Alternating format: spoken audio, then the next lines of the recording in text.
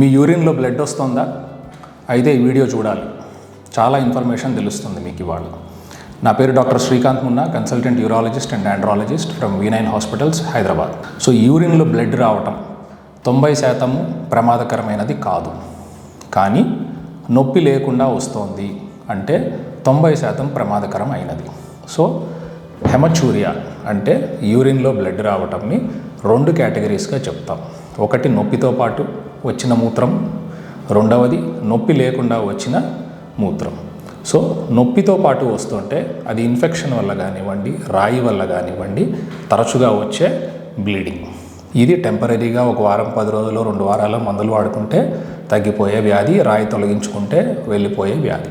రెండవ కేటగిరీ మూత్రంలో బ్లడ్ వస్తుంది, వేరే ఏమి ఇబ్బంది లేదు, మూత్రం మంట లేదు, పొత్తి కడుపు నొప్పి లేదు, డొక్కల్లో నొప్పి లేదు, వామిటింగ్స్ లేవు, జ్వరం లేదు. ఇది క్యాన్సర్కి ఒక సూచన. వెంటనే యూరాలజిస్ట్ని మీరు కలవాలి. నెక్స్ట్ మనం చేసే టెస్ట్లు ఏముంటాయి? Urine test. యూరిన్ చూడటానికి ఎర్రగా ఉండొచ్చు, ఒక్కొక్కసారి తెల్లగా ఉండి కూడా మూత్రంలో బ్లడ్ పోతూ ఉండొచ్చు. అది మనకి యూరిన్ టెస్ట్లో తెలుస్తుంది. రెండవది స్కానింగ్, సింపుల్ అల్ట్రాసౌండ్ స్కానింగ్. లోపల రక్తం ఎక్కడి నుంచి వస్తుంది, కిడ్నీలో ఏమైనా కణితున్నదా, వాపు ఉన్నదా, సిస్ట్ ఉన్నదా, రాయి ఉన్నదా, మూత్రం సంచిలో ఏమైనా కణితున్నదా, మూత్రం సంచికి ఇన్ఫెక్షన్ ఉన్నదా, రక్తం గడ్డలు ఏమన్నా మూత్రం సంచిలో ఆగి కరిగి చిన్నగా బ్లీడింగ్ వస్తున్నదా, రక్తం పలచబడే మందులు వాడుతున్న పేషెంట్లకి స్వతహాగా బ్లీడ్ అయ్యే టెండెన్సీ ఉంటుంది నొప్పి లేకుండా, అట్లాంటిది ఏమన్నా ఉన్నదా అనే కారణాలు మనకి స్కానింగ్లో తెలుస్తాయి. ఈ చిన్న స్కానింగ్లో తెలిసిన తర్వాత అక్కడ దొరికిన కారణాన్ని బట్టి డీటెయిల్డ్గా వెళ్ళాల్సిన అవసరం ఉంటుంది.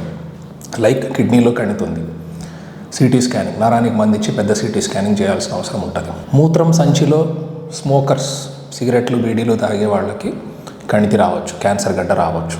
దానికోసం సిస్టోస్కోపీ, లైట్ వేసి చూస్తాం, ముక్క పరీక్ష తీస్తాం, బయాప్సీకి పంపిస్తాం. క్యాన్సర్ నిర్ధారణ అయితే స్టేజింగ్ చేసుకోవటం, ట్రీట్మెంట్ స్టార్ట్ చేయటం.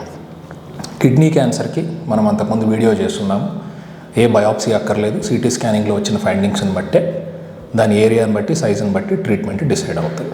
సో మూత్రం సంచిలో క్యాన్సర్ ఉంటే ప్రమాదమా, ప్రాణానికి హానికరమా?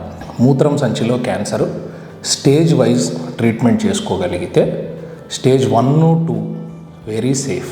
జస్ట్ మూత్రం దారి ద్వారానే ఎక్కడ కట్స్ లేకుండా మూత్రం సంచి లోపలికి వెళ్ళి మనం ఆ క్యాన్సర్ని కరెంట్ తోటి కట్ చేసుకొని లేదా లేజర్ తోటి కట్ చేసుకొని కంప్లీట్లీ క్యూర్ చేసుకొని బయటికి వచ్చి కొన్ని మందులు మూత్రం సంచిలో వేయటం, తర్వాత కొన్ని మందులు, ఇంజెక్షన్స్ కానివ్వండి, ట్యాబ్లెట్లు కానివ్వండి అవసరం పడవచ్చు స్టేజ్ని బట్టి. స్టేజ్ 4 అంటే వేరే చోటకి పాకిపోయింది, అట్లాంటప్పుడు palliative therapy, end of life stage therapy మాత్రమే చేయగలం. స్టేజ్ 3 అనేది ఎక్కువ ట్రీట్మెంట్ని డిమాండ్ చేసే కండిషన్. అంటే క్యాన్సర్ గడ్డతో పాటు మూత్రం సంచిని తొలగించాల్సిన అవసరం, తొలగించిన తర్వాత కూడా అది పక్కకి పాకి ఉండే గడ్డలు, లింఫ్ నోడ్స్ అంటాం, వీటిని కూడా ఆపరేషన్ ద్వారా తొలగించాల్సిన అవసరం. ఫైనల్ బయాప్సీలో వచ్చిన దాన్ని బట్టి కీమోథెరపీ కానీ, రేడియోథెరపీ కానీ కంటిన్యూ చేయాల్సిన అవసరం లాంటివి వస్తాయి. సో యూరిన్లో బ్లీడింగ్ వస్తుంది అంటే వెంటనే నెగ్లెక్ట్ చేయకుండా మనం స్టేజ్ 1లో పట్టుకున్నట్టయితే సింగిల్ హాస్పిటల్ అడ్మిషన్లో వారం రోజుల్లో క్యాన్సర్ నుంచి మనం బయటపడవచ్చు. స్టేజ్ 2 వస్తే ఫాలోఅప్లో ఉండాలి. స్టేజ్ 3 వస్తే మాత్రం 2-3 నెలల్లో హాస్పిటల్కి అంకితం అవుతారు.